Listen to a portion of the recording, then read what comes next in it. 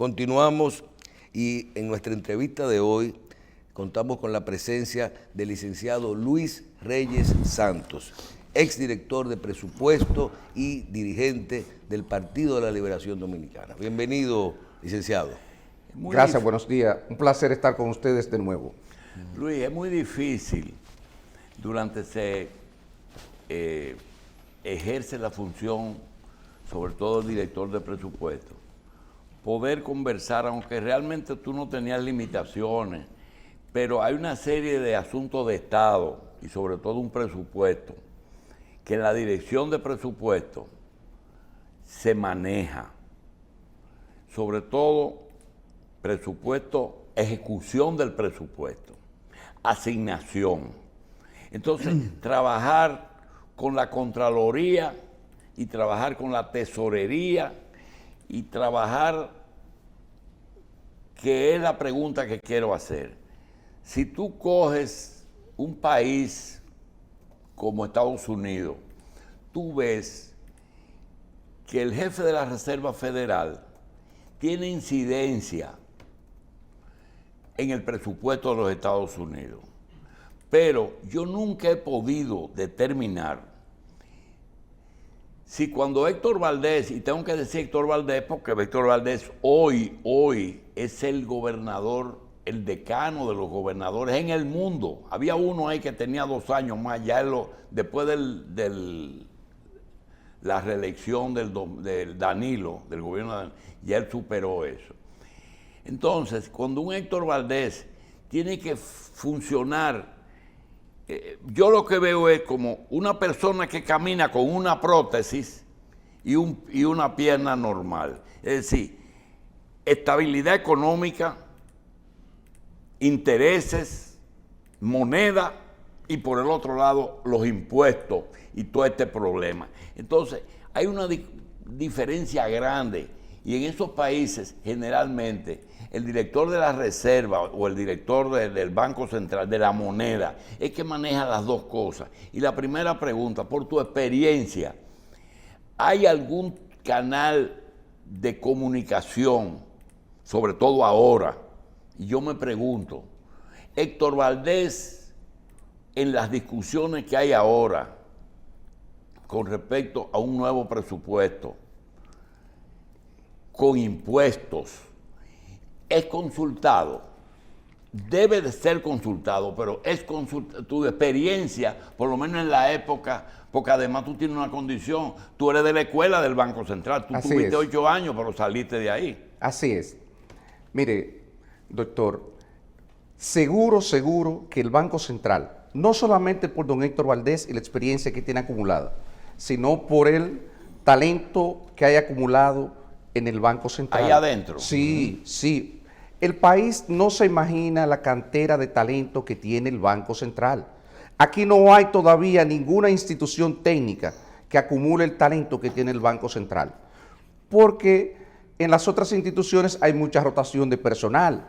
Hay momentos donde se acumula un gran talento, pero ese talento sale, por razones que todos conocemos. Y esto que tú estás diciendo, te voy a interrumpir como 1000 veces. No, todas las veces que usted quiera. Esa afirmación que tú estás haciendo, el éxito es seleccionar y estructurar un personal capaz, como tú dices, que nosotros a veces no conocemos con los departamentos que hay. Capaces, por ejemplo, de que aquí quien nos habla de quintilla y de quintiles. Quintil es el Banco Central, del costo de la canasta familiar, y todos esos son departamentos del Banco Central. Así es. El éxito de un gobernador es el nombrar a esa gente o el hacerle caso a esa gente. Las dos cosas. Porque usted tiene que estar rodeado primero del talento. Y después que usted está rodeado del talento, usted tiene que saber escuchar la opinión de ese talento y extraer lo mejor de él. Y en el banco se dan las dos cosas. Hay una larga escuela, en términos de selección, reclutamiento de recursos humanos en el banco, hay una larga tradición de seleccionar un buen personal.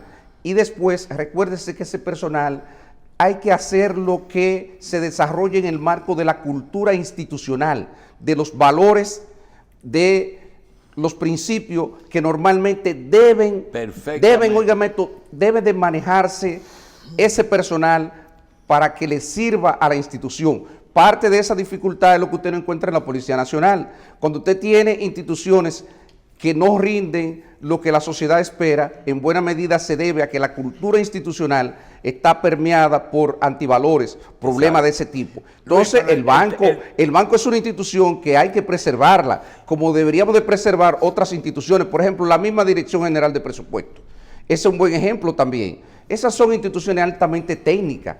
Usted no va a improvisar, por más economista que sea, por más técnico que sea, usted no va a improvisar un técnico en presupuesto que tiene que manejar aspectos muy especializados, súper especializados. No es verdad que Luis Reyes nos va a regalar una hora y que nosotros no aprovechemos cosas que nosotros no conocemos, claro, y que el país tiene que conocer. Claro, por ejemplo, presidente Mejía, la situación de los bancos es insostenible. Esos dos muchachos se han metido 55,000 millones y hay que cerrar esos bancos. Espérate un momentico. Llámame al gobernador del Banco Central. Es indudable que eso se manejó entre banco y gobierno. Así es. Muy bien. ¿Y qué vamos a hacer? Viene Andy Dauaje y le dice, si tú lo cierras, te reelige. Ya es la parte política. Viene el otro y dice, es que no se puede sostener. Pero hay alguien que viene y dice, presidente, pero eso es lo que hacen todos los bancos. Los consejos se prestan su dinero. Y él no ha hecho, además, vamos a hacer una auditoría. No se puede hacer una auditoría ahora, pero vamos a hacer una auditoría a ver si las cosas que se han tomado están ahí. ¿Y cuánto valen? Porque aquí se habla de 55,000 millones, pero no se habla de cuáles fueron los activos y cuántos valen los activos. Voy para allá. Esa es una situación, se tomó en forma conjunta. Ahora, impuestos. Este país no resiste impuestos, pero préstamos. La oposición está atacando mucho, además estamos saturando ya, hasta los organismos dicen que vamos al paso. Y a una autoridad, austeridad. Pero la austeridad se cae, nosotros tenemos... ¿Y cómo le vamos a dar empleo a toda esa gente del PRM y a mantener toda esa gente? Entonces, con esos tres factores, llámame al gobernador y viene Héctor Valadez y dice, mira, todos los meses te voy a dar unas declaraciones que digan que el país está creciendo, a pesar de la crisis. Pero hay que hacer una cosa. Se va a quedar siempre con 100,000 millones en rojo. Presupuesto, que tampoco tú sabes como director de presupuesto, que eso no está seguro, están los gastos, lo que no está seguro es el ingreso. Pregunta, desarróllame los dos temas. A ver, si él puede en el sótano del banco coger una maquinita y decirte, mira, aquí están los 100,000 y no se lo diga a nadie, porque yo te lo voy a tirar inorganito y que nadie lo va a dar cuenta. Tú que has estado en los dos sitios. Mire, voy a comenzar por lo último, el tema del manejo de la crisis bancaria del año 2003-2004. Lo primero es que ahí había muchas, aunque el banco participó activamente y ciertamente fue resultado de una negociación autoridades políticas, Banco Central, ahí hubo mucha disonancia, ahí hubo mucha discrepancia en términos de las opciones que debían, del curso de acción que debía de seguirse. Eso por una parte, pero técnicamente, doctor, el tema de la coordinación entre las autoridades monetarias y las autoridades fiscales de un país, e incluso las autoridades políticas, se llama coordinación de políticas macroeconómicas. Ese es el tema. Y déjeme decirle, es un tema complejo, difícil aún en los países desarrollados. Yo recuerdo en una ocasión que yo estaba haciendo un curso en Suiza, en Banco Central de Suiza, enviado por el propio Banco Central a propósito de eso, de esto que estamos hablando, de este tema. Y yo le pregunté... ¿Tú fuiste a Ginebra? Sí, a Ginebra. Yo fui a Ginebra a un curso sobre política monetaria. Y yo le pregunté, pero ¿cómo se da la coordinación de política monetaria y de política fiscal? Y me dijo, esa pregunta que usted me está haciendo ahora. Y me dijo un ejecutivo del Banco Central, mire, la coordinación de política, eso hace ya muchos años, solamente se da en los libros, solamente se da en los libros de texto. Pero en realidad, con el tiempo, déjeme decirle, ha mejorado la coordinación de política y se da. ¿Y cómo ustedes se hacen cuando lo fiscal le hace daño a la moneda y Pero cuando la moneda le hace daño a lo fiscal? Claro, se da. Eso es bueno, pero... Claro, así mismo es. Hay que sentarse, doctor, hay que sentarse y hay que sentarse a coordinar. Y sobre todo ahora más que nunca por lo siguiente. Entonces aparece una bendita palabra de que inflación, qué sé yo. Es que viene, doctor, y ahí es de viene y hay que tomarlo en consideración. Porque mire lo que ocurre. Hoy el petróleo West Texas amaneció $82 el barril. Y la perspectiva es de que puede seguir subiendo porque hay una situación en China, sobre todo, donde las plantas de carbón han tenido problemas con la generación de energía. Sí, pero no es verdad que Luis Reyes, que es PLDista, no le llame la atención a su partido y diga, miren, nos jodan con los combustibles, pero aparece todos los días un PLDista criticando que la bomba de gasolina está más cara. Pero esa coordinación... Sabiendo ustedes que hay razones para que esté más cara. Pero perdóneme, déjeme decirle algo, doctor, pero también es una coordinación que tiene que hacer el gobierno, que tiene que llamar, tiene que plantearlo, porque ese liderazgo tiene que ejercerlo también la autoridad. La autoridad no puede estar, por ejemplo, en esa Babel que está 4 funcionarios diciendo en menos de 24 horas que sí, que no, y en un zigzagueo, mandando una señal, obviamente, que enrarece el clima de negocio, que incluso los mismos políticos no sabemos, obviamente, hacia dónde van. Así no puede ser tampoco, porque así están dando muestra, obviamente, de una situación que ellos prácticamente no pueden manejar, y esa señal que están mandando a la población y que le están mandando al sector empresarial no es positiva. Así no es tampoco. O sea, claro que hay que darse la coordinación, y la coordinación no solamente tiene que darse en el marco macroeconómico, debería de darse en el marco político. Parte del error de este gobierno, ¿sabe cuál es? No haber entendido eso a tiempo.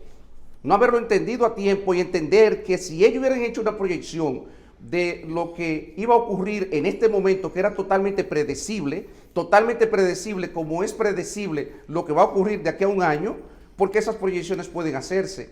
Si hubiesen hecho eso, doctor, seguro que el clima entre los políticos y los partidos hubiese sido más favorable para un mejor entendimiento que es necesario para garantizar la estabilidad macroeconómica del país y que este país continúe el curso de desarrollo y de crecimiento y desarrollo que lleva. Luis, un hombre que es miembro de un partido, 8 años de director de presupuesto en los 8 años de Danilo, que hay una coherencia en presupuesto, de la escuela del Banco Central, que es la escuela, así como el Caribe fue la escuela de la prensa, el Banco Central es la escuela de la economía. Tanto así que ellos vienen aquí y dicen, yo de lo que me llevo son de los datos del Banco Central. Y aparecen 2 o 3 que son aspirantes a la gobernación que le dan un pellico a Héctor. Pero ese no es el caso. El caso es cuando yo vi Luis Reyes, yo quiero no abusar de Carlos y Michelle y ni de ti. Y te voy a decir que yo pensé tratarte. Y ustedes que tienen suficiente tiempo, lo primero que yo pensé es, ¿qué tamaño tiene el gobierno y qué tamaño tiene el sector privado? Por ejemplo, el gobierno es el que más empleados tiene, el gobierno es el que más compite con el sector privado en funcionarios, es decir, yo prefiero trabajar en el gobierno y no en un banco. El gobierno es el que más compra, el que más paga. Y tú dices, ¿y el más corrupto? Sí, pero en el sector privado también hay corrupción. Mi pregunta de eso es, el tamaño de cada uno. Si mañana nosotros cerramos el gobierno, ¿el país sigue funcionando en qué porcentaje? Y si nosotros cerramos el sector privado, como hizo Cuba un día, y el gobierno solo, ¿qué porcentaje manejaría? Otro tema, para dárselo junto todo. Se habla de deuda externa y de deuda interna. Ya sabemos que hay 60,000 millones de dólares que se debe, pero nunca hemos podido saber cuánto le debe el gobierno a los suplidores locales. Y si es posible que de una deuda que yo tengo, que estoy pagando intereses por ella, viene una persona y me dice, yo soy amigo del Contralor, soy amigo de la Hacienda, soy amigo de quien sea, y yo por un 50% te cobro esa deuda. Es posible, ustedes que tienen que presupuestar, que el gobierno sea el que haga ese negocio, en vez de hacerlo un particular, de repartirse 5 pedazos de 10%, decir, no, llámame ese ingeniero, usted está dando un 50%, el gobierno le va a pagar ahora mismo esos cuartos, pero pónganos a un 60%, es decir, bajamos un 40%, bajamos un 40%. Toda esa cosa junta, adelante. Mire, voy a comenzar por lo último, doctor. El tema de la deuda administrativa. La deuda administrativa, que es más o menos posible hoy día con el nivel de desarrollo, eso fluctúa entre 1 y 2% del Producto Interno Bruto. Estamos hablando entre 60, 80, puede llegar a 100.000 millones, porque hay atraso. Más o menos lo de educación. Sí, un poquito menos. No, lo de educación es más, mucho más. Es un 4. La mitad más o menos de lo de educación. Precisamente le voy a poner el ejemplo por qué se acumula. ¿Usted recuerda la cantidad de escuelas que quedaron pendientes en desarrollo del gobierno de Danilo? Ahí hay un montón de ubicaciones que están pendientes de pago, que no se han podido pagar porque hay un problema legal debido a que esos contratos, los contratos agotaron el 25%. Entonces, eso es parte de esa deuda administrativa. Y ahora respondo la pregunta suya. Deberíamos de ir más lejos, porque un gobierno que pague bien, y nosotros siempre aspiramos a eso, en realidad la deuda pública debería de haber un mercado secundario, doctor, donde usted la trance, y lo haga el sector privado, y esa deuda la compren en los bancos, la compren a descuento, como usted está diciendo, y la compre el que quiera, porque eso el gobierno incluso... En una buena práctica, el gobierno debería de pagar intereses a partir de cierto tiempo. El pago es político. El pago es político. La selección claro, hasta ahora sigue siéndolo, doctor. Decir lo contrario es hasta ahora mismo, doctor. Y siempre lo ha sido porque eso no se ha institucionalizado. Eso sigue siendo discrecional totalmente. Vamos a decir ahora, obviamente, que eso no es así. Por eso es que no avanzamos y los políticos no tenemos credibilidad. Los políticos no tenemos credibilidad porque no hablamos las cosas como son. Claro que sigue siéndolo, doctor, porque eso es totalmente discrecional. Entonces, el día que eso se haga transparente y deje de ser discrecional, que todo el mundo sepa que el gobierno debe y debe tanto, y que el gobierno le pueda certificar que sí que le debo y que me comprometí a pagarle a usted en 90 días, en 120 días, pues esos documentos van a poder ser transables sin ningún problema en el mercado de deuda interna, porque se va a crear un mercado de deuda interna. En la mayoría de los países más o menos desarrollados. No existe todavía. No existe una bolsa de deuda. Hubo un momento donde se interesaron porque nosotros hicimos avance en esa dirección. Se aprobó el decreto 1517 y ahí se establecía que las instituciones antes de contraer compromiso tenían que tener presupuestado. Y cuando ustedes le decían a una persona que, Luis, págame esto, tú preguntabas, ¿está certificado? Claro, exactamente. Eso mismo, que lo que dice el decreto 1517, que tiene que tener una certificación de la Dirección General del Presupuesto que diga que usted tiene los recursos apropiados. Y cuando Danilo se quitaba los lentes y te decía, y eso tiene una sentencia, ¿de qué sentencia me está hablando él? De la sentencia, porque muchas personas de esas deudas anteriores lo que hacen es que cuando tienen dificultades que el gobierno no le paga, van a un tribunal, que es otra cosa que el público no conoce, y después que lo falla un tribunal y ¿Contra el gobierno? Contra el gobierno, cantidades, miles de millones ya. Eso tiene ya más de 4 o 5 años. Y además hay una ley, la 1186, que es obligatorio que el director general de presupuesto y el ministro de Hacienda tienen que establecerlo en el presupuesto. ¿Y ustedes le daban prioridad a esa sentencia? Obligado. ¿Y el gobierno podía apelar? Claro, porque hay un tribunal que lo decide, el gobierno decidía obviamente a sus abogados, ponía a sus abogados, constituía abogados. Además, el director de presupuesto en ese entonces, ni el ministro de Hacienda, íbamos a cargar después con una responsabilidad porque la ley dice que somos pasibles de ser demandados. Personalmente. Personalmente, si no lo poníamos. ¿Por qué? Porque la ley lo dice, doctor. Personalmente. Pero claro, así es, doctor, para que usted sepa. Entonces, lo que pasa es que cuando hablamos de institucionalidad, hay muchas cosas que nosotros no fuimos capaces de poder explicarle a la población, pero eso existe. Ahora paso a responderle la pregunta, la primera que usted hacía, del tamaño de la participación del gobierno y el sector tamaño. privado. El tamaño del gobierno, doctor, en promedio durante los últimos años, recuérdese que el Producto Interno Bruto, que es la cantidad de riqueza que genera una economía en un periodo dado, digamos un año, eso se mide a través del gasto agregado. El gasto, o sea, si nosotros te suma el gasto del sector privado y el gasto del sector público, eso es igual al Producto Interno Bruto. Es uno de los métodos que hay para medir. ¿No puede desglosar el PIB y ver cuánto le toca? Claro, de hecho... ¿En cuánto puede estar? Ahora mismo voy a decirle. En promedio el gobierno representa el 18% de eso, o sea, el gasto ¿El del gobierno? Sí, el sector público, perdón, el sector público. Eso incluye la nómina del Estado. Todo lo gasto, el Incluye, gasto agregado. incluye los autónomos. Todas. En este caso lo incluye todo. Más o menos un 18% representa, puede un poquito más, puede llegar al 20%. El banco de reserva, el tamaño del banco de reserva es un índice un poquito parecido a eso. No, porque ahí no entra el sector financiero. No entra el sector financiero en este caso. Nada más el sector público. Nada más el sector público, no financiero. El sector financiero no incide en el Producto Interno Bruto. Sí incide, pero claro que sí, porque cuando se toma en términos sectorial, desde el punto de vista de los servicios, y entra también en la otra estimación, en la estimación también del gasto agregado. Pero también cuando usted lo mide en términos sectoriales, entra como parte del sistema bancario, de los servicios financieros. Mira por qué la pregunta. Y seguimos con esa respuesta.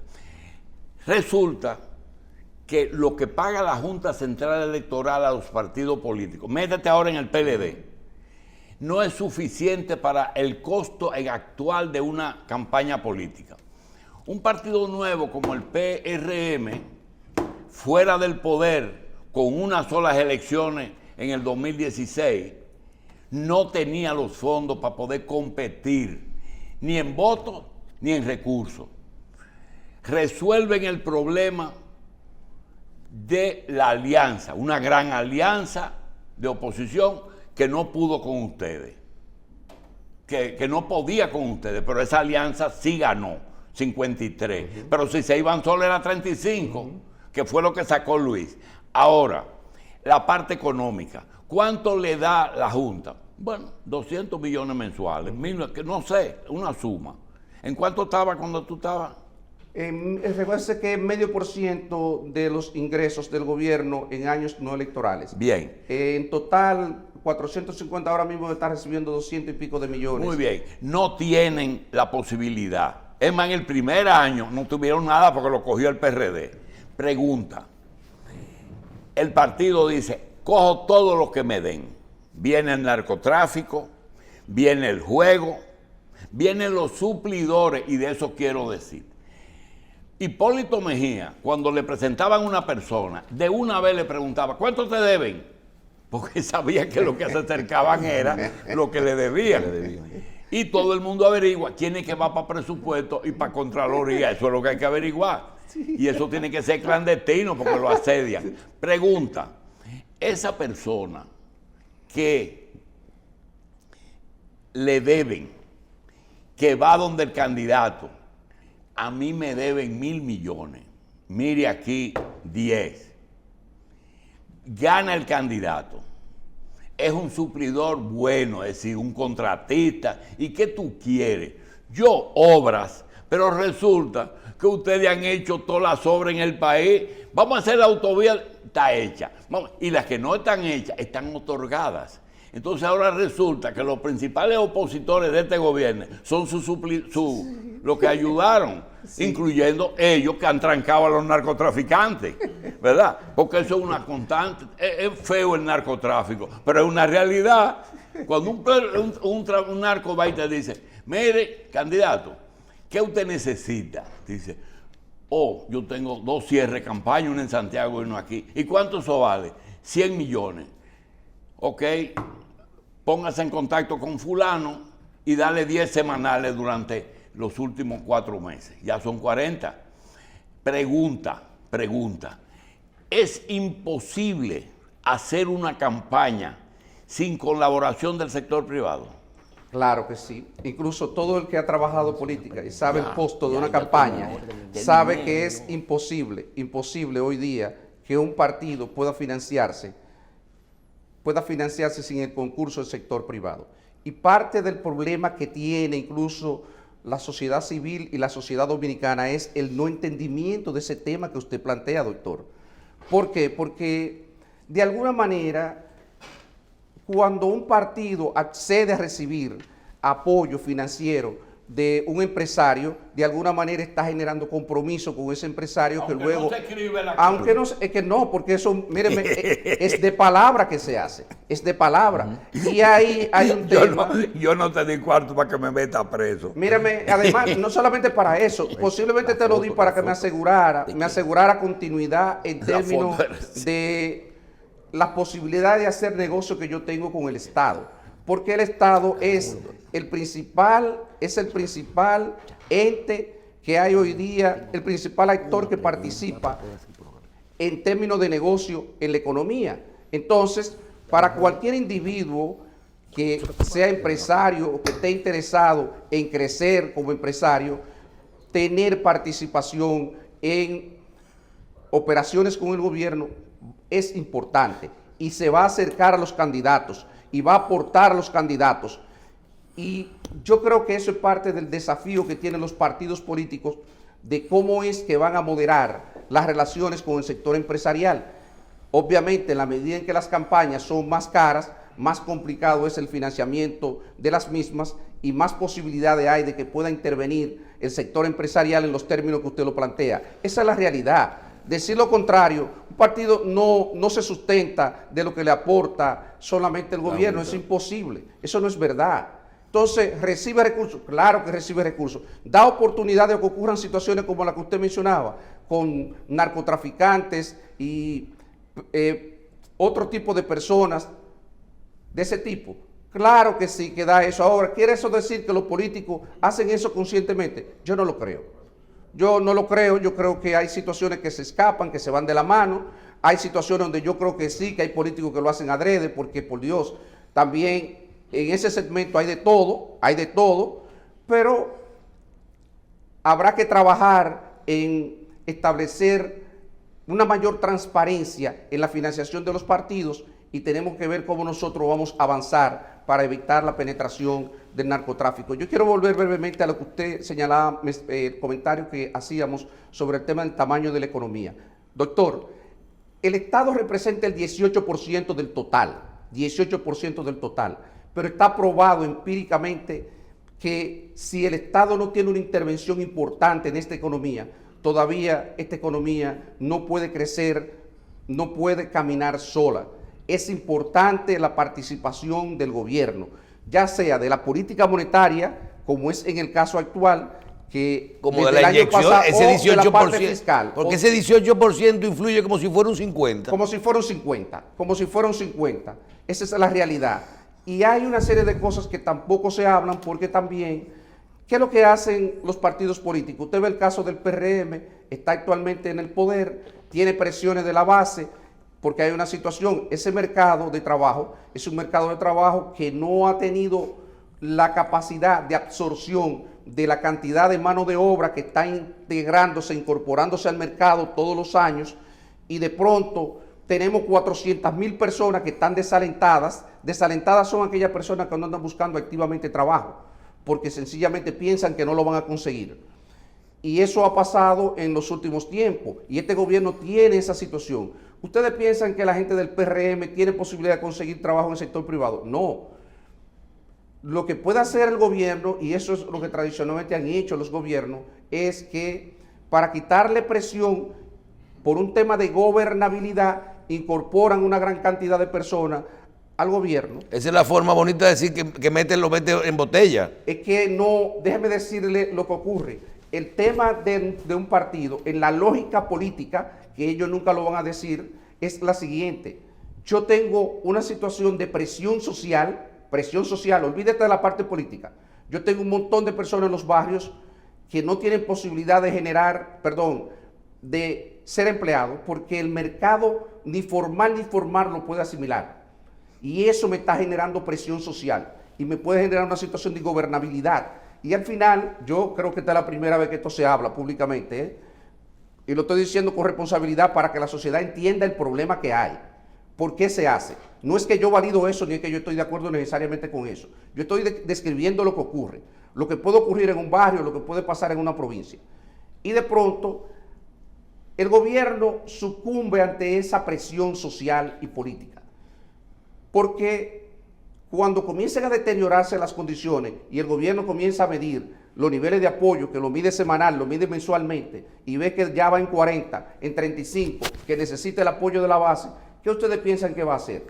En el gobierno... Nombra gente, nombra gente. Lo que hizo, perdónenme, en el gobierno de Danilo Medina, nosotros tuvimos menos presión en ese aspecto, mucho menos presión que cualquier otro gobierno, porque la economía creció de una manera extraordinaria y todos los años se generaban 300, 400 mil empleos, y esos 300, 400 mil empleos nos quitaban mucha presión de encima. Pero había su nominilla. Pero la hubo posiblemente, pero repito, nosotros no apelamos de manera masiva a eso. Presión puede tener el gobierno actual. Presión puede tener el gobierno actual con una gran cantidad de personas que no han podido incorporar al gobierno con un problema que hay que tampoco el partido entiende, porque el Estado cambió. Hoy día el Estado requiere de un personal altamente calificado, para el cual ese personal, la base del partido no reúne esas competencias ni los miembros del partido. Si usted coge y sustituye el personal que usted tiene ahí, que ellos piensan que son PLDistas, pero no son PLDistas. Esa gente, nosotros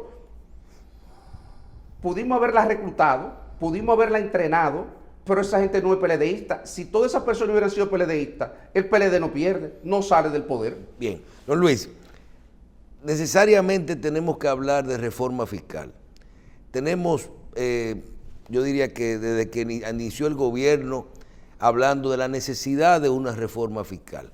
En la medida de que la situación, como usted dice, va apareciendo todos los días, se recuperan los sectores, hay problemas con los fletes, problemas con el aumento de los precios, problemas con el aumento de los combustibles, de los hidrocarburos, el tema de la producción de carbón, el endeudamiento a que no hemos visto en la necesidad de tomar por el tema de la pandemia, más lo que estaba programado necesariamente en un país como este, obliga a hablar más rápido de reforma fiscal. El presupuesto y la dirección de presupuesto, uno dice, es vital, porque desde que estamos hablando de Estrategia Nacional de Desarrollo y todos los sectores dicen, ¿por qué no hablamos de presupuesto y de reforma fiscal a partir de el gasto, de controlar el gasto? ¿Verdad? Le pregunto, ¿hasta dónde es posible? Nosotros, por ejemplo, que aquí a veces fijamos posiciones y decimos, pero espérate, ¿cuánto es los préstamos? ¿Cuánto es el subsidio eléctrico? ¿Y cuánto es lo que se le está dando a la refinería para los hidrocarburos? Nada más esos tres sectores. Si tú dejas que eso pase lo que sea con esos tres, tú no tienes que subir los impuestos. ¿Cuál es la posición suya cuando usted ve todos estos anteproyectos y las ejecuciones que está haciendo el gobierno en este momento? Que nadie tiene la experiencia de usted en manejar el día a día 8 años de eso. Déjame comenzar precisando lo siguiente. Cuando el director de presupuesto actual dice que hay rigidez en el gasto y que es verdad que ellos están maniatados, lo que dicen las estadísticas es que el gobierno está maniatado. En parte porque encontró una realidad muy dura que ellos no podían modificar y en parte porque ellos posiblemente la han agravado un poco más. Cuando era el gobierno que decía que no era necesario hacer una reforma fiscal, porque era posible disminuir 3% del dispendio que realizaba el gobierno pasado. Esa era la narrativa del gobierno. Incluso en parte eso fue alguna de las cosas que lo ayudaron a alcanzar el poder, ese discurso que caló de alguna manera en la población. Fíjate que todo el mundo tiene vivo en el recuerdo la idea de que era posible disminuir 3% de dispendio. Nosotros le decíamos, no hay manera de tener 3% de dispendio si usted le dedica de 14% de presión tributaria, 4% a la educación preuniversitaria y usted tiene que pagar 3% de intereses. a usted le va a quedar 7, 8%, 10% calcula para que el Estado pueda cumplir con todo el resto de sus obligaciones. Entonces, es cierto de que hoy día no hay posibilidad de ahorro por esa vía. ¿Cuál es la vía que tiene el gobierno? La que tú señalabas, Michelle, de disminuir la transferencia al sector eléctrico. Pero disminuir la transferencia al sector eléctrico, hay que entender lo que eso significa. Es aumentar la tarifa subsidiada de los sectores menores ingresos, que son subsidiadas por los sectores, digamos, de mayor ingreso, que tienen una tarifa más alta, subsidian la más baja. Si usted hace un rebalanceo de la tarifa, usted lo que va a hacer es que al de más ingreso posiblemente usted le va a aumentar, pero no tiene que aumentarle tanto, porque la que está más subsidiada es la más baja. Perdón, es la de los sectores de menores ingresos. Entonces, eso plantea también un problema tan grave posiblemente, desde el punto de vista de la equidad, desde el punto de vista social, como la realización de una reforma tributaria. El tema que nosotros enfrentamos como país, como sociedad, es un tema complejo, es un tema que tiene múltiples aristas, donde el gobierno luce atrapado en su narrativa, en su discurso, porque era ellos que decían que podían reducir el gasto. Ahora no pueden reducir el gasto y ahora no encuentran cómo decirle a la población: yo me equivoqué. ¿Hay la necesidad de hacer una reforma fiscal? Claro que los números están mostrando. ¿Hay la necesidad de hacer una reforma fiscal? Claro, claro. ¿Por dónde usted, si tuviera que sentarse a hacer una propuesta, por dónde usted trabajaría una reforma fiscal? No puedo trabajar con el gasto, no puedo. Quitamos las exenciones ahora mismo al turismo, a la Pedernales, a toda la gente, a la industria que tienen exenciones. ¿Qué impuestos subimos? ¿Por dónde usted trabajaría esto? No, déjeme decirle algo, porque antes de entrar a esto, una cosa es que desde el punto de vista fiscal, la realidad económica fiscal está diciendo que sí, que hay que hacer una reforma para hacer sostenible las cuentas fiscales a mediano plazo. Eso es cierto. Y otra cosa es la realidad política. Nosotros no hemos examinado la realidad política para ver si es viable políticamente en el ámbito político esa reforma. Y estos son los problemas que nosotros tenemos que analizar. ¿En qué contexto es que se plantea la realización de la reforma? En un ambiente inflacionario que va a persistir en los próximos meses, en una situación donde todavía la pequeña y la mediana empresa está vulnerable, no termina de recuperarse de los efectos de la pandemia, de la crisis que vivimos el pasado año. Tenemos una situación de una población que está afectada por la situación de los cortes de energía eléctrica, los apagones, que está saturada por el problema del transporte público urbano, que perdemos muchísimo tiempo para desplazarnos. Y en ese contexto es que se está planteando la aprobación de una reforma fiscal, cuyo monto no conocemos porque el gobierno no ha dicho cuál es el tamaño de la reforma, pero el gobierno tampoco ha dicho... ¿Qué es el tamaño de la reforma? Es que hay que definir el tamaño. Usted ha hablado 2 veces de eso. ¿Qué es el tamaño? O sea, ¿cuánto es que vamos a salir a buscar? Le voy a decir ahora. ¿Cuánto es que vamos a salir a buscar? Claro, le voy a decir por qué. Porque usted necesita decirle previamente a la población, y ahí es donde hace como se construye reputación, y uno invita la atención de los funcionarios del gobierno sobre lo siguiente. Mire, usted tiene que hacer una proyección de las cuentas fiscales a varios años. Y usted tiene que decir: yo aspiro a que esa tendencia que lleva, para que el público nos entienda, cuando uno habla de sostenibilidad, lo que está diciendo es que el endeudamiento como proporción de varias alternativas que podemos utilizar, de Producto Interno Bruto, como proporción de los ingresos del gobierno o cualquier otra variable que nos pongamos de acuerdo, lleva una tendencia creciente en el tiempo, creciente. Y al ser ¿Solo que usted le creciente, llamó crecimiento vegetativo? No, eso es más que el crecimiento vegetativo. El crecimiento vegetativo es el crecimiento más o menos de natural, largo plazo de la economía. En este caso puede estar creciendo por encima de ese crecimiento vegetativo.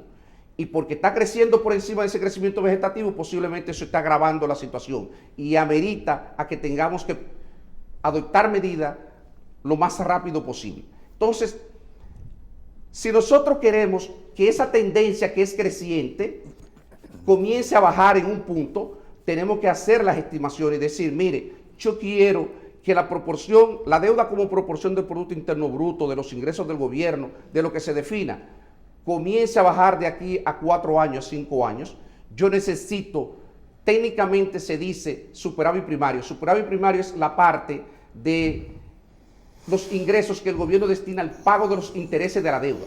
Actualmente lo que está ocurriendo en ese presupuesto que está en el Congreso, y de ahí la urgencia del gobierno, para que todos entendamos, de ahí la urgencia del gobierno es que el gobierno se esté endeudando para pagar intereses. Es como que usted coja una tarjeta de crédito y usted con la misma tarjeta de crédito se endeuda a final de mes para pagar los intereses. ¿Ya entiende lo que está pasando?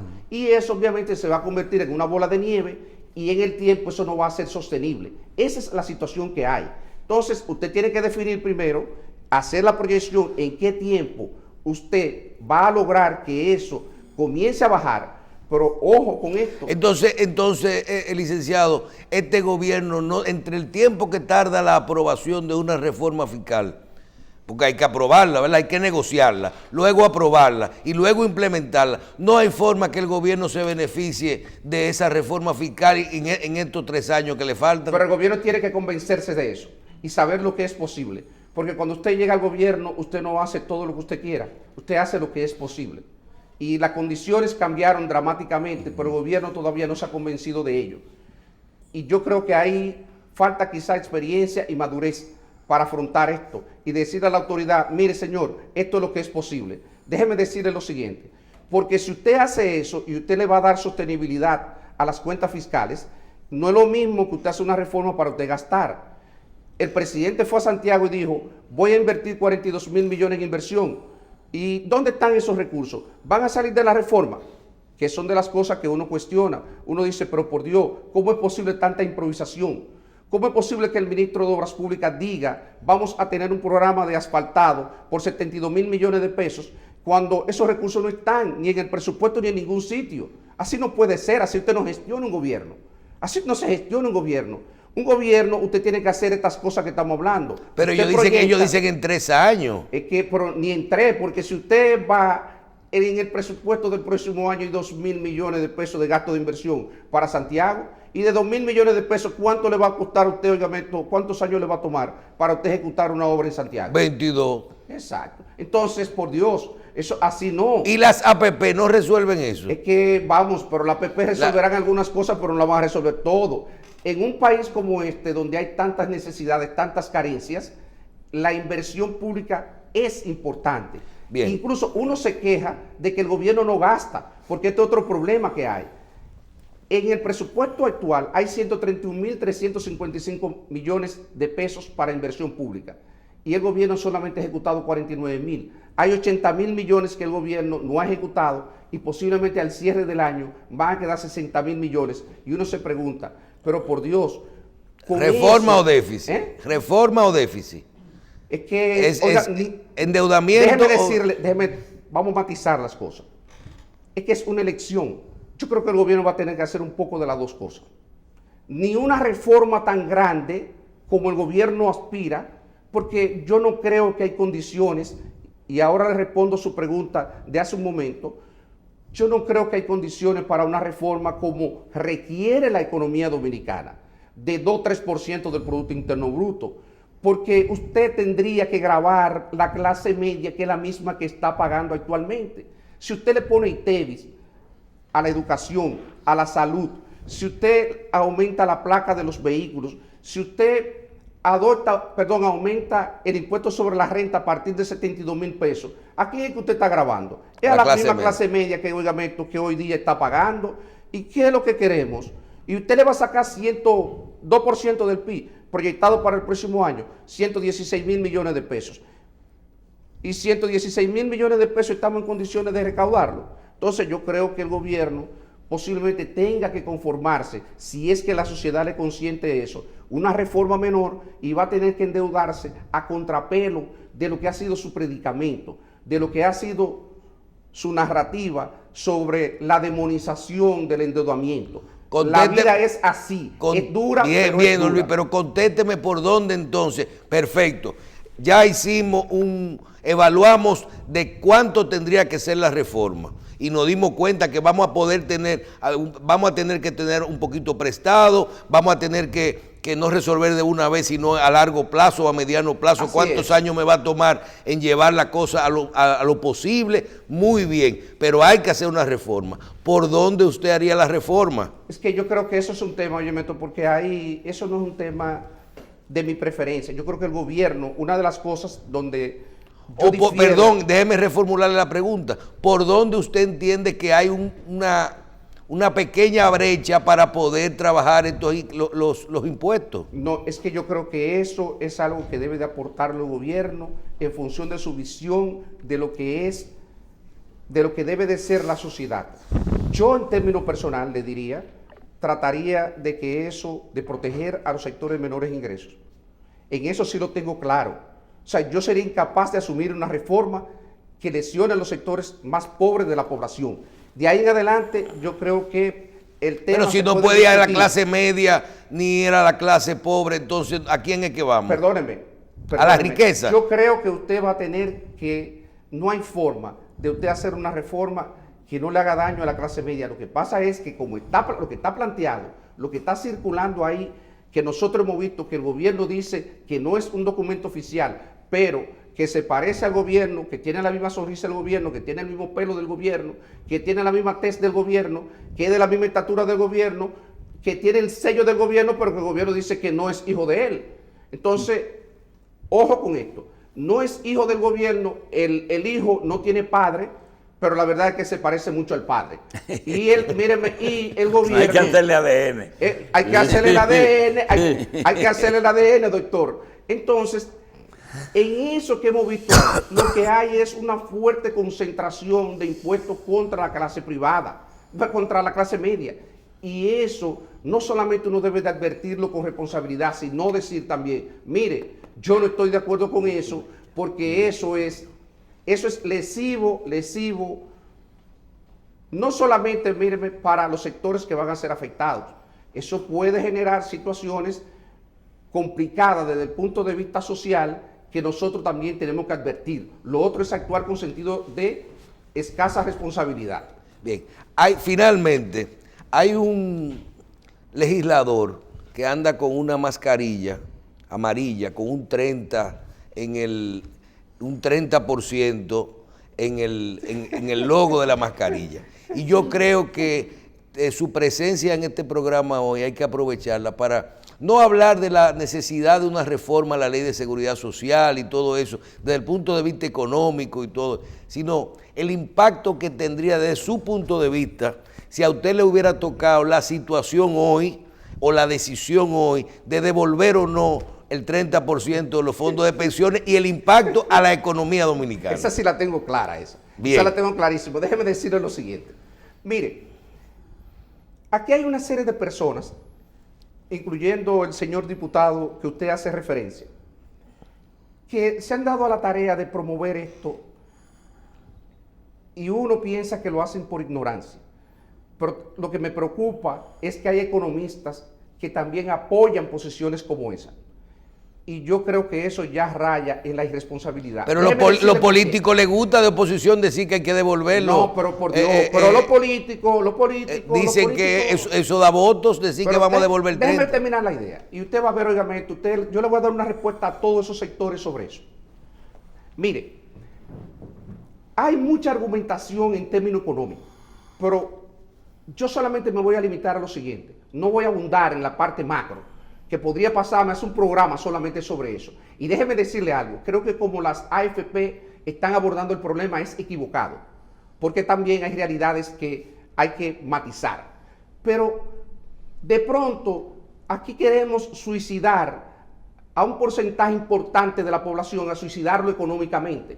Y obviamente una población desesperada que no encuentra trabajo porque está en una edad donde ya no recibe la oportunidad en el mercado.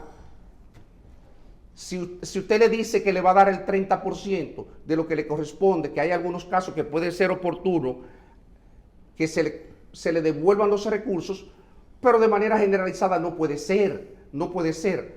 Usted ha visto un terapeuta que una persona le diga, me quiero suicidar, y el terapeuta colabore con el suicidio de esa persona. No.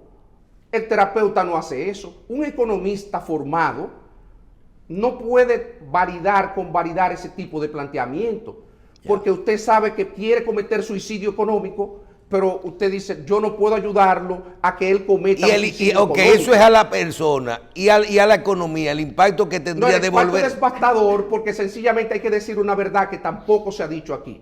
Esos recursos, ¿dónde están colocados? En el Banco Central. En el Banco Central y con el instrumento de deuda del gobierno. Si estuvieran colocados fuera del país y nosotros canceláramos la posición que tenemos en el exterior, el impacto que eso tendría podría manejarse mejor. Pero ¿de dónde nosotros vamos a cancelar? Si nosotros le decimos a la AFP que lo devuelvan, ¿a quién es que se lo van a cancelar? ¿Y de dónde el Banco Central va a colocar esos recursos de nuevo? ¿Dónde va a encontrar para el banco, por ejemplo, manejar y el gobierno 170, 180 mil millones de pesos? Por Dios, nos estamos volviendo locos. Obviamente las autoridades tampoco dicen ¿Por qué eso, hablan de que eso no puede hay crear economistas que devaluación? dicen, ¿Por qué hablan fuera de dónde buscarlo, de que puede crear una gran devaluación y por hasta, una situación una elemental, inflación tremenda? Por una situación elemental, porque en la economía, dada un nivel de actividad económica, hay un nivel de liquidez que es consistente con mantener la estabilidad de precios. Si usted altera ese nivel de liquidez de manera abrupta, usted lo que está generando es un exceso de demanda por encima de la oferta y eso le va a generar presiones inflacionarias enormes. Bien.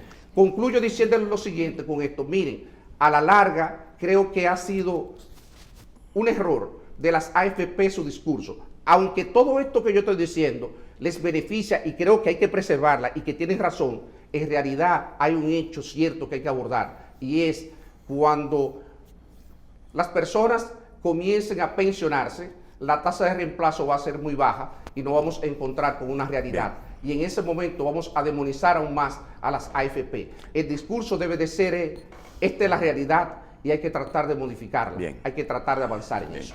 Gracias. Licenciado Reyes, mire, yo creo que por lo menos se le ha dicho de buena fe, porque no pueden quejarse de que casi nada más falta que se le diga de dónde que van a buscar el déficit, ¿verdad? Vamos a ver si el Partido de la Liberación Dominicana acepta la oferta de que usted se mantenga como vocero en la parte presupuestaria, porque usted le puede decir, ¿cuánto va a ser el déficit? 3% que ellos tienen proyectado, pero obviamente eso no es realista. 150 mil 174 mil millones de bueno, pesos. usted le dice de dónde conseguir. Ya lo dijo en parte, pero se le dice más detalladamente. En la austeridad no es posible, ¿verdad? Yo creo que el gobierno va a tener que convivir parcialmente, y lo digo de buena fe, doctor. Mire, no es posible que el gobierno pueda realizar todos los proyectos o los megaproyectos que se plantean. El gobierno va a tener que racionalizar el gasto, priorizar el gasto, va a tener que endeudarse un poco y posiblemente va a tener que hacer una reforma, no en la dimensión que ellos tenían pensado. Bueno, ustedes dejaron un país hecho, ustedes dejaron un país construido. No, pero hay muchas necesidades. Déjeme decir algo, piense nada más en agua y saneamiento, la necesidad de plantas de tratamiento y el problema de las aguas residuales que tenemos. Gracias, licenciado. Licenciado Luis Reyes Santos, exdirector de presupuesto y dirigente del Partido de la Liberación Dominicana. Gracias por estar con nosotros. Gracias a ustedes.